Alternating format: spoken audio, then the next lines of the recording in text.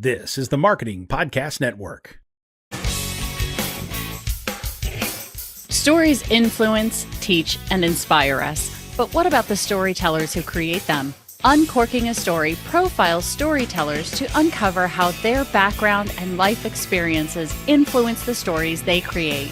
We learn what motivates them, their path to success, and what fuels them to keep creating. It all starts by asking one simple question: where does your story begin? Welcome to Uncorking a Story. Now here's your host, Mike Carlin. Well, hello and welcome to Uncorking a Story. I'm your host, Mike Carlin. Today, I'm pleased to introduce you to Jessica Weaver.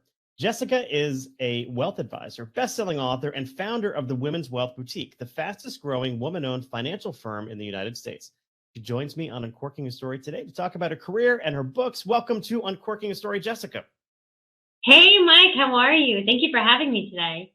I am excited to have you here, and I'm going to ask you the question I ask everybody as we begin, which is, Jessica, tell me, where does your story begin? Oh, wow. So I have been a wealth advisor since 2010, but I've grown up in the industry, Mike. My father's been an advisor for about 40 years. So I would say my story began sitting on my family room rug carpet, stuffing envelopes for my father's business. Those cold mailers that they would send out, those were very popular back in the day for anybody in sales, advisory, business kind of thing. So I was probably around 6 or 7 years old, I would say. Okay. And at 6 or 7 years old, did you have a sense that that's what you wanted to do with your life, or was it too early to tell that back then? Oh, no. I grew up hating the stock market. I hated it. I could see how emotional it made people, how emotional money made people. But I will say I was always very intrigued and interested by money. I had this tin. It was kind of my piggy bank that I would keep in my closet.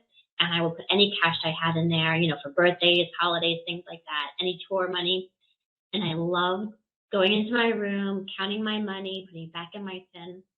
And even my parents knew how much I loved this tin of money, because whenever I got in trouble and I would lock myself in my room, they would come and they would knock on the door. Jessica Claire, open this door right now or we're taking all your money. And it worked. It worked every time. I was terrified of losing my money. So I've definitely always been fascinated by money. I just wasn't sure how I felt about the stock market back then. I found throughout life, if a middle name is being used, people mean business, right? Yes. It still sends chills down my spine. If my mother ever said Michael Joseph, I'd be, oh, what did I do now? Like, what was the right? And if my wife says it, if she says Michael Joseph, I'm like, the fear of God is put in me, because something big must have gone down.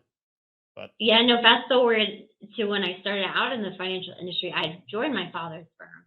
So even here I am, an adult, a young adult, figuring out how to work with my father, who's also my boss, and he would still use that Jessica Claire. And every time I felt like that 7-year-old girl locking herself in the closet crying. How long did you work with your father for? I worked with him for most of my career. So like I said, I started in 2010. I joined his firm around the same time as my brother. And it really was this, I would sit in on meetings, I would do training, I was learning as I went along and just kind of mirrored what my father was doing.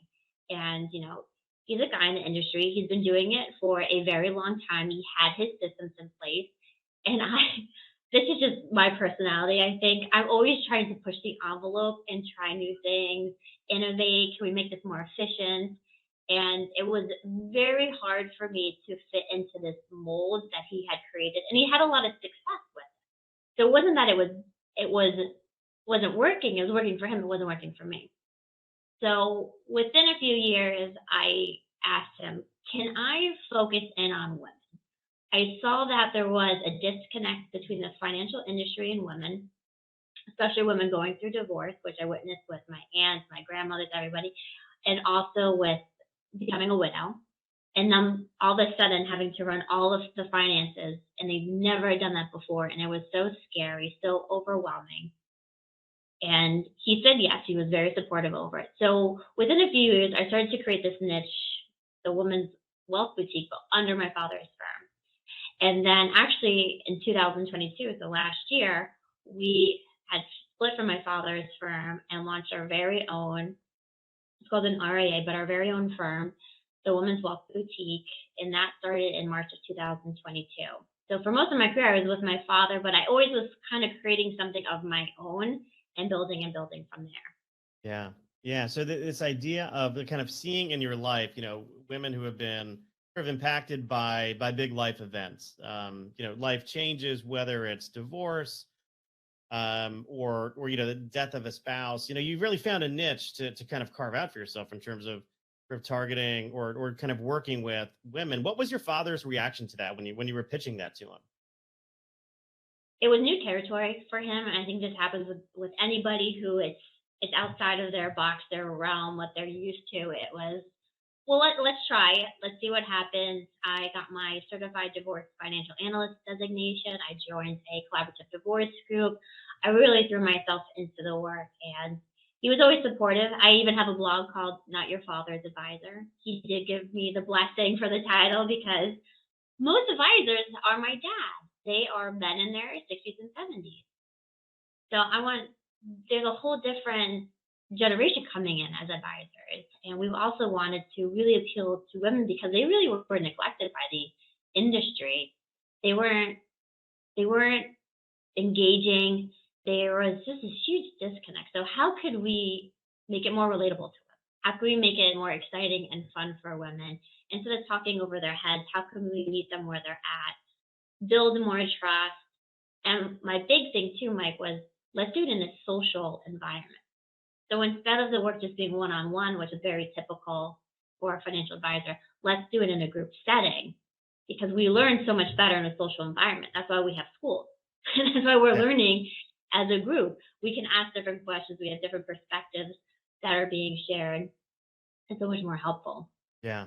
Yeah, and I mean, to me, it sounds like you're breaking a rule there a little bit, right? So you're almost maybe not breaking a rule, but challenging a convention, right? So the convention being, hey, this is financial services. It's very personal. It's one-on-one. Don't necessarily want anyone else knowing, what my business is. But you're saying, let's get people together as a group. We're social creatures, and kind of doing it that way. How did it feel, sort of challenging that convention? I really like that. It was, I would say, it was different for our clients and our prospects, the women to join us. And we really had to sell them on the idea that you're going to like the social. I know it's going to feel weird. It's kind of like you're walking around naked for a little bit, but if you create the right environment, and this is how I always started our events, our dinners, workshops, anything, I would share my own personal vulnerable story. And your whole thing is uncorking a story. So you can see the more we can share our own experiences and the more we can be vulnerable and kind of let our hair down, people are going to say, this is a safe place. This is an environment where I could share something. And often it would be something in my personal life that I would relate to money, or even witnessing, my grandmother's struggles through retirement and how that led to my passion, my mission to change it for other women. Even going through, I dealt with postpartum depression and anxiety with both of my pregnancies, after the pregnancies, and I would share that with the audience. And it kind of was that would break the glass, that barrier, shed everything, and people could say, oh, I can speak up. I can speak about my daughter-in-law who just had a miscarriage, and I had to fly overseas to be with her, and how that affected the money. It was pulling all these stories around, and once women are comfortable, they're going to start talking. Yeah. Yeah, no, I mean, getting people comfortable, building rapport. It's sort of it's the most critical thing you can do in any group situation. And, in my day job, I run focus groups for a living. So I'm constantly in groups of strangers talking about very sensitive things. And within the first 3 minutes, my only job is to make people feel comfortable in that room opening up. And to do that, you've got to sort of open up yourself a little bit. So I totally get what you're saying with vulnerability. And even as a writer, and we'll talk about writing in a few minutes, but you have to be vulnerable as a writer too, because you're building a relationship with an audience who you can't see.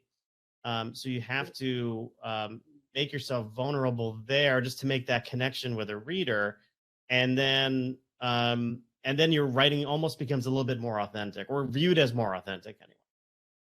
Yes. You have a good point there. As an audience, you don't get to see, you can't feel their energy, their emotions, how it's being received. Very good point, Mike. Yeah. So we're going to take a quick break and be back in a moment with Jessica Weaver.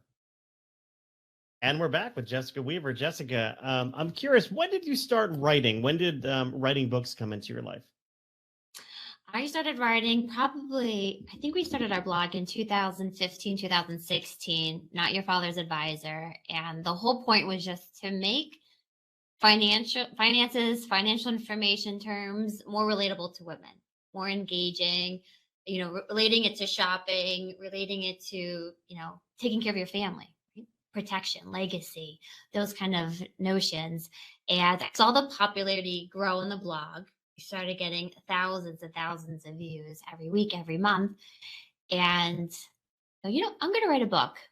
And I actually, I found out I was pregnant, and the very next day I had this notion of writing a book, and I commit, I'm going to write a book. I convinced my husband I could get it done before the baby came, that I wouldn't be too stressed over it. But I was able to write the book, get it launched, became a bestseller. This was Strong Women, Stronger Assets, my first book. And then a month or two later, our daughter came. So it was cool. She was part of the whole journey in a sense as well.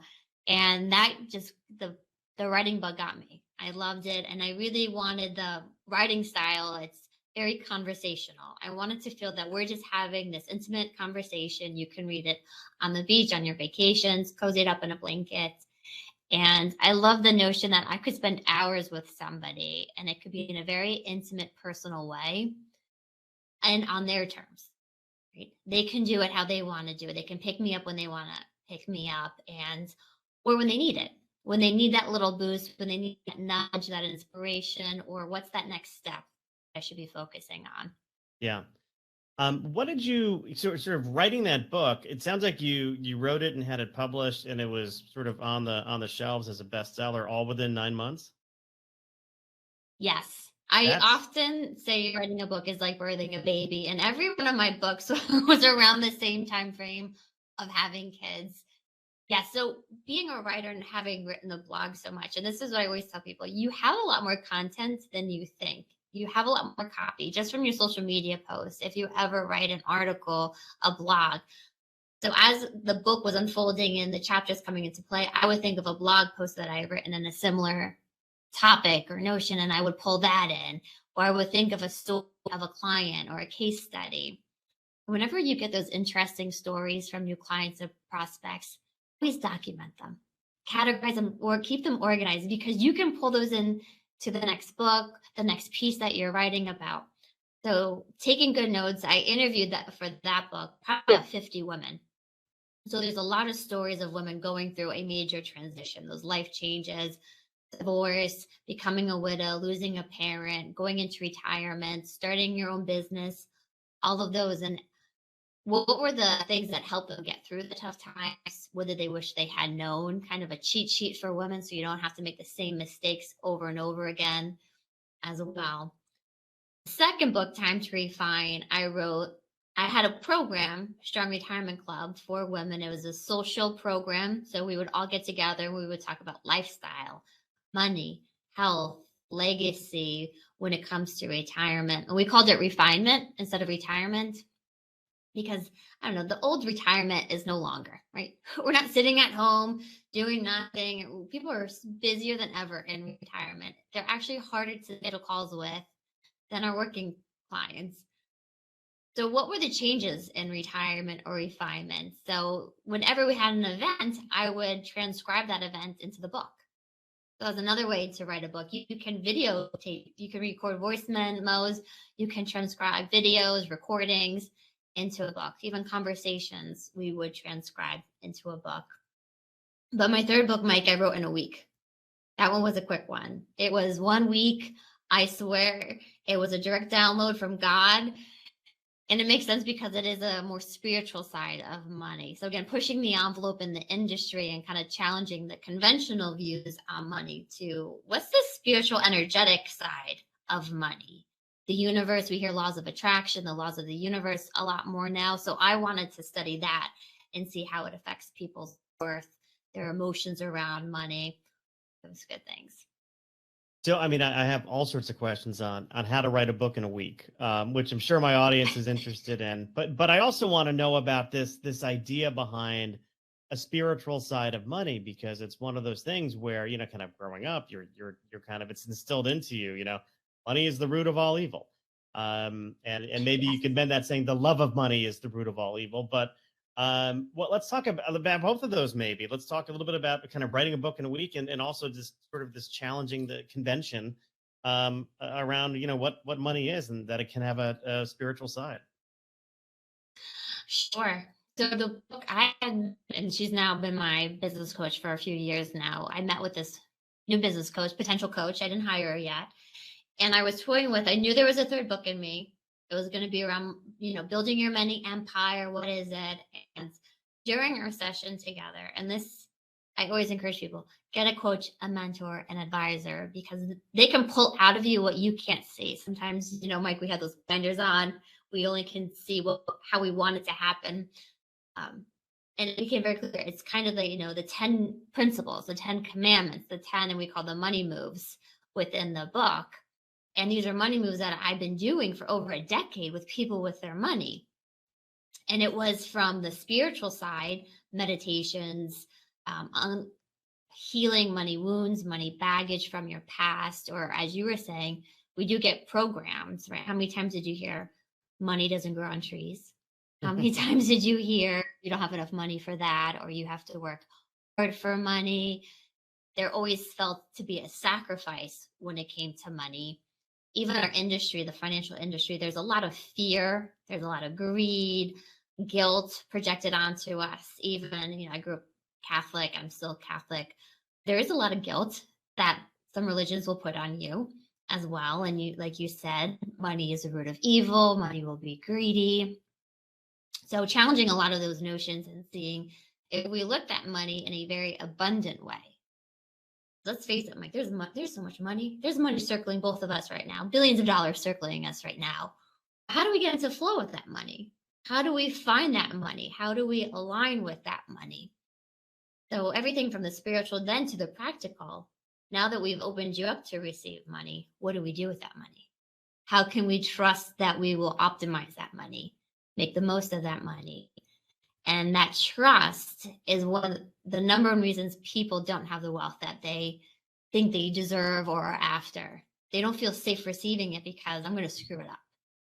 I don't know what to do with this money, so it sits in my bank account. I call them homeless dollars, because if we don't give that money a home, where's it going? We're going to spend it. They're going to find another home somewhere else, at the store, online, on Amazon. Spend the money. So then how do we fully maximize all the wealth that is coming into our life for ours, for the next generation, for our communities, to give back more and more? So really challenging a lot of the notions we grew up around, it's this programming that we have inside our minds. How do we challenge that? So once we got clear on what the book was about, it just flowed through me. I swear, I would be driving home from my commute. It was about a 45-minute commute, and I would have to pull over, and I would pull up my Google Docs app on my phone and type away, or I would do voice memos and transcribe them as well. And then I would think of a blog or a previous article that we had that would back up that notion or that money move. And so it just came together. And by Friday of the week, I sat down with my husband for dinner, and I said, I have 8 chapters for my new book. He said, I didn't know you're writing a third book. And then he said, we're not having any babies with this book, because my first 2 both aligned with our children being pregnant at around the same time. So it came very feverishly, I would say. Yeah. Well, you could have played a nasty trick on him too, and say, hey, you know how the first 2 books were written when I was with child? Well, guess what? I'm writing another book. You know what that means, but it sounds like you did not take that route. So. No, we had just had our second child, and it was a COVID pandemic. So, Mike, I think that would have sent him over the edge. So the book. But what's interesting too? Yeah.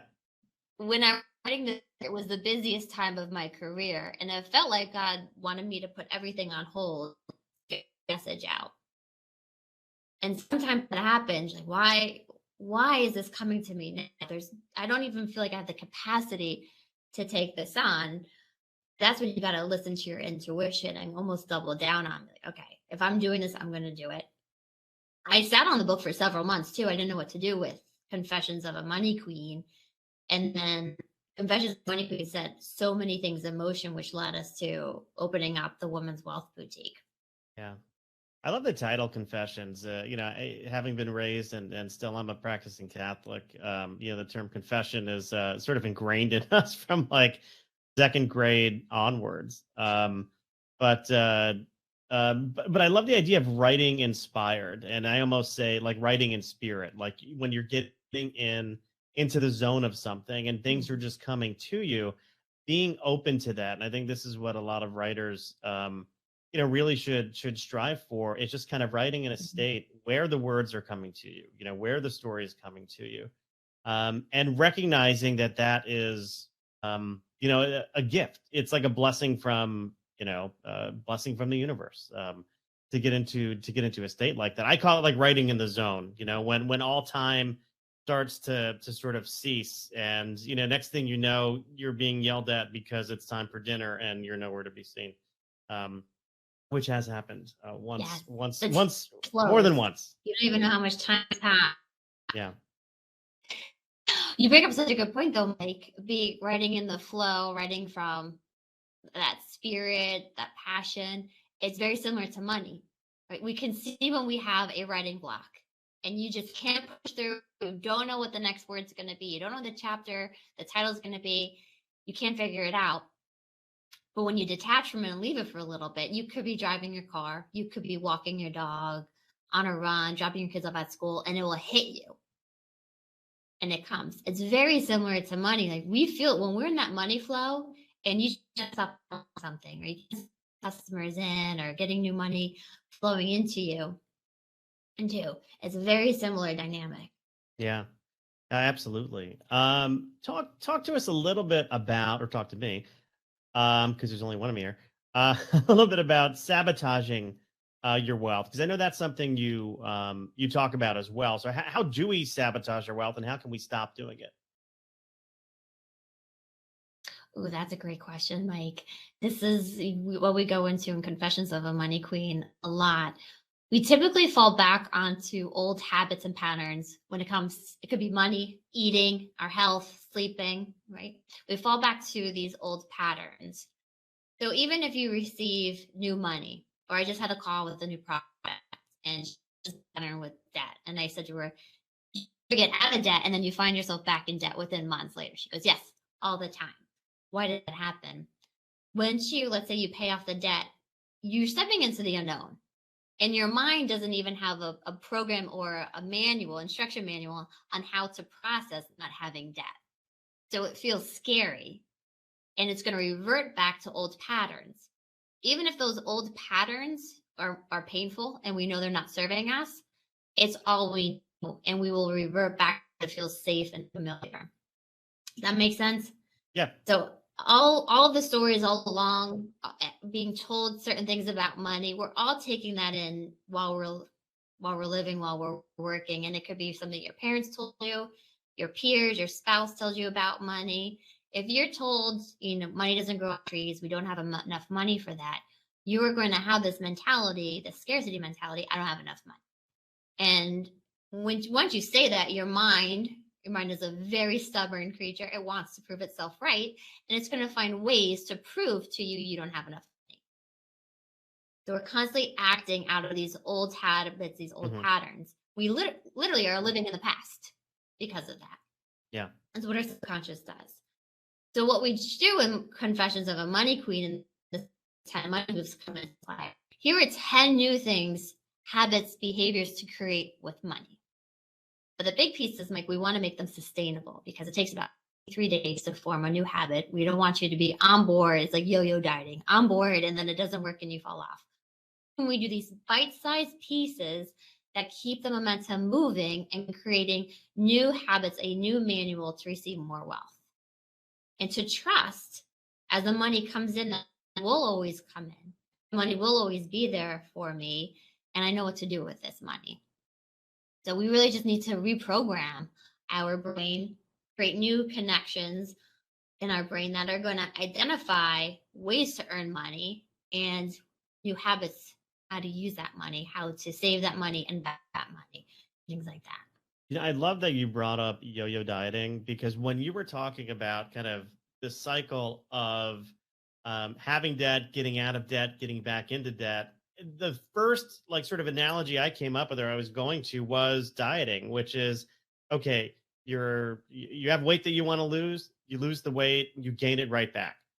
So it's almost like, and unless you really get into like why you're eating the way you're eating, or why you aren't exercising the way you're exercising, whatever it is, unless you get to that core of kind of why you're getting into that pattern, nothing is really going to change long term. I mean, it sounds like it's very similar also from a money standpoint. You've got to really dig into like reframing your relationship with money, with wealth, and all the behaviors that go with it.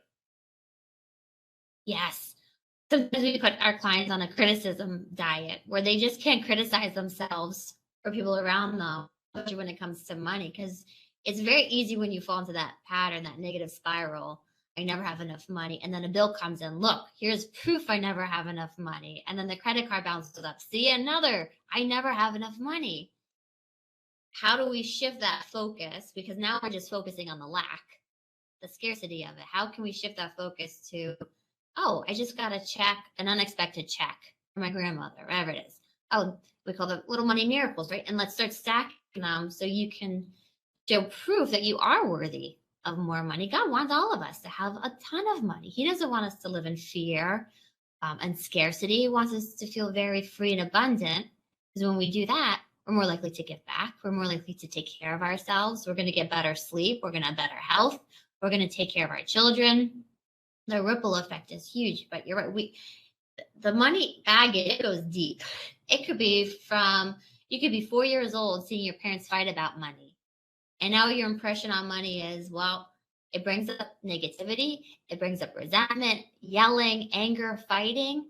And now when you're in a relationship, maybe you're talking about money because you always think it's going to lead to a fight. Yeah. And then avoiding of money, well, that has its own repercussions. Goes on and on. Yes. Yeah. I mean, this is it sounds like you take a very holistic approach to what you do, which I think is again challenging that convention, because it's not just about putting money away into your 401k or your SEP IRA or whatever the investment vehicle is. It's really getting to the core, or the, as Don Henley would say, the heart of the matter. Yes, it's true, Mike. Because we see it all the time. Our clients, they could have millions of dollars, but they still have the same fear as if they had it their first $1,000. So why is that? If the number's changing, but our emotions around it isn't changing, or maybe it's getting even more complex. Now we're even more scared because there's money to lose. Well, we don't want people, even if they have more money, still scared or stressed, overwhelmed with it. So we really want to fix that first and heal anything that needs to be healed, reprogram the beliefs, reprogram how our mind looks at money so that they do feel good about their money every single day. Even if the markets are down, they still feel good. I think that's been a huge difference over the past year. We had a very tough time with the stock markets, the bonds, and inflation, interest rates. But our clients were the most calm I've ever seen them, given the state. And even talking with other advisors, and it's because we do a lot of this healing work. Every single week they get our meditations, our blog, a video, a training tool that helps recenter them to refocus and to feel less stressed over their mind.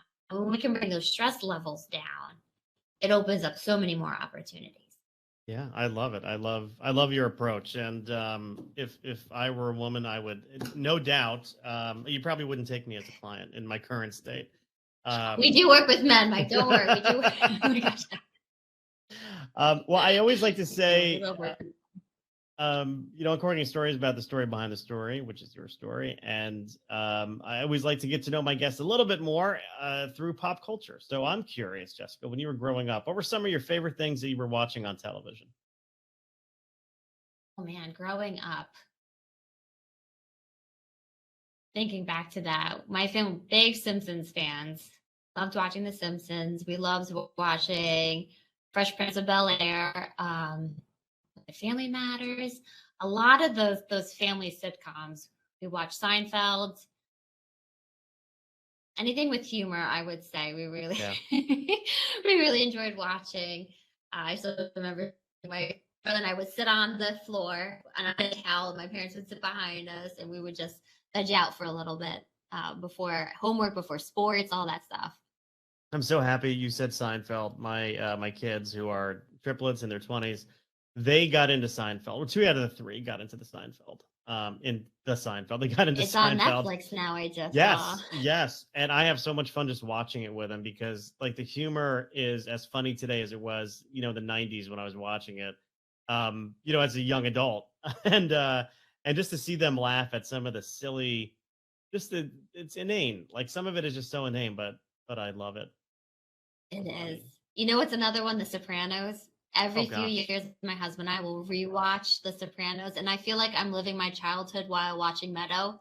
I had the same phone, the same comforter. Like I felt her room was my room. Oh, really? Or the butterfly clips in her hair. That was me. Oh, wow. Yeah, no, there was, an interesting, I was a huge fan, watched it during the original run. And then after my wife gave birth to our kids, I had to stop watching it. And I remember the episode that I bailed on was when, spoiler alert for anyone who hasn't seen The Sopranos yet, although it's been a good 20 years, when Adriana got whacked, and Silvio, like she was crawling on her hands and knees, and Silvio, horrible. I had to stop watching it then, and I never finished the series until this past April. I broke my foot and I couldn't run.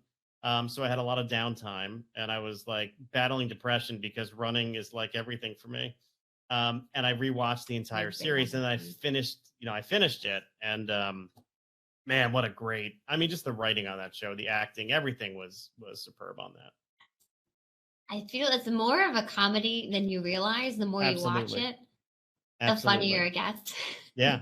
Paulie Walnuts, like, he's not going to say it. I wound up hating him at the end of it. However, just his that episode in the Pine Barrens with him and Christopher with the Russian, some of the best comedy I've ever heard. And here, you're decorator. That's right. How about music? What were you listening to growing up? Oh man, Spice Girls. Tell me what you want. I was really, a really boy band. Yes, exactly. Girl power. I was part of the girl power. I remember was I 4th grade when the WNBA came out, and that was huge for me because I played basketball in college. I'm like, oh, this is amazing. Yes. There was a huge movement for women professional athletes when I was growing up. It's also the boy band craze, so NSYNC, Backstreet Boys. But I always loved classic rock. My parents got me into classic rock, so we saw a lot of those bands in concert. From Bruce Springsteen and John Mellencamp, CCR, Fogerty, Steve Miller Band, Allman Brothers, a lot of those guys, those bands I grew up listening to. That's all. I love everyone you just mentioned. I love, minus the boy bands and the Spice Girls. But I did have one brush with WNBA fame. So Rebecca Lobo, who played for the UConn Huskies. Was my biggest idol. Was she? I love her and her mom. She was in, because we were at UConn at the same time. She was in my poli-sci class, and she was always there. She wasn't one of these, like, we're the men, you never saw the male basketball players in class. But Rebecca Lobo was always in that poli-sci 121 class. So she's such a class act. Yeah. Absolutely. Huge fan of hers. I read her book, her mom wrote together. She's always been somebody that I always looked up to. Yeah. So I know we are getting a little tight on time. I have a couple more questions for you. This one more about writing. What are you going to take? So I imagine you have another book in you. You seem somewhat prolific. Yes. What lessons have you learned about writing that you're going to take into your future writing? Ooh, yes. I love when our advisors, they'll read all 3 of my books, but in order, and they'll see the progression of my writing, even from the call to action, right? What are you pushing your readers to do? Has changed, and I would say matured. through the 3 books. The 4th book, it's definitely going to be more and more in alignment with God. It's going to be a shorter book too, which I love this notion. It's going to be probably under 100 pages, maybe a book that you keep in your bag, your pocketbook, your backpack, that you can pull out when you need this little boost in your day, probably 1-page call to action kind of things within it. So I definitely see the book movement going to shorter books, something easy, bite-sized nuggets that you can take with you as you go, something you can lean on throughout the day. The 3rd book, we also added in a lot of online bonuses that correlate with it, from the money meditations to a whole online course Lift that is all about healing your money baggage and issues to open yourself up to wealth as well. So we've added more components than just the written words. We have the audiobook with Confessions of a Money Queen. We'll be doing that with the 4th book, and definitely sharing more and more of my story with people and being more comfortable to get vulnerable with them. I often forget what I put into the book, and then people ask me about, like, how did you know about that part of me? And I remember, oh, that was in that book. Of course they can ask me about that intimate detail of my life. Right. You often feel like you're walking around naked, I think, after writing a book, and you forget what you put, all that goes into them. And having more fun too, not putting so much pressure and expectation on yourself. We forget that work can be fun and playful. And especially when it comes to writing the creative side, it should be more fun and flowing and almost effortless. Like you said, you get into these writing periods of your life and you don't even know where the time's gone. It's just flowing from you, and it feels good. It's easy. It's effortless. It's coming fast. So allowing more of that in my life, even and all around the business. I want to have that for this year. Yeah. So last question for you. I want you to think about that young Jessica who is sort of stuffing envelopes for her father. And imagine you could go back in time and whisper some words of advice into her ear. What would you tell your younger self? Start crying thinking of that younger inner child of me. We often do this with our ladies, so it's interesting for me to do it to myself. The biggest piece would be that even when you think you are failing or you're struggling, you're hitting a problem, is that problem is really setting you up for something greater. And to not be stressed over it or scared by it, but for it actually to almost ignite you and get excited by it. And chances are you're going to help somebody else overcome that problem, that struggle or issue. And now also, and to profit from it, and not just profit for you, but for that person you're helping to profit from it, for your community, they want you to profit from it. So not to shy away from those, but to almost go head first into them. Okay. Very good. Well, we've been talking to Jessica Weaver. She has a number of books available for sale. Jessica, where can people go to learn more about you or learn more about your books? You can go to jessicaweaver.com. All 3 of the books are there. But if you go to Confessions of a Money Queen, you can get the free audiobook version of Confessions of a Money Queen, 10 Money Moves to Claim Your Power and Prosperity. Blogs that are our courses. So jessicaweaver.com, or you can follow us at Pink Fix My Money. Pink Fix My Money on Facebook and Instagram. I'm going to take a shot in the dark here and say pink is your color. Yes. Pink's changed my world, that's for sure. But we wanted a fun, energizing, feminine color that would really ignite women when it comes to their money and easily identify us by. So it's been working so far for us, Mike. There you go. Well, Jessica, thank you for stopping by Uncorking a Story and letting me uncork yours. Oh, thank you so much for having me, Mike. This was a lot of fun.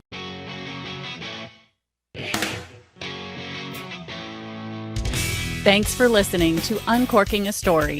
If you'd like more information about today's guest or to find out more about Mike, go to uncorkingastory.com. If you enjoyed the show, please subscribe, rate, and review us at Apple Podcasts, Spotify, or wherever you get your podcasts. Tune in every week to hear Mike Carlin uncork a new story.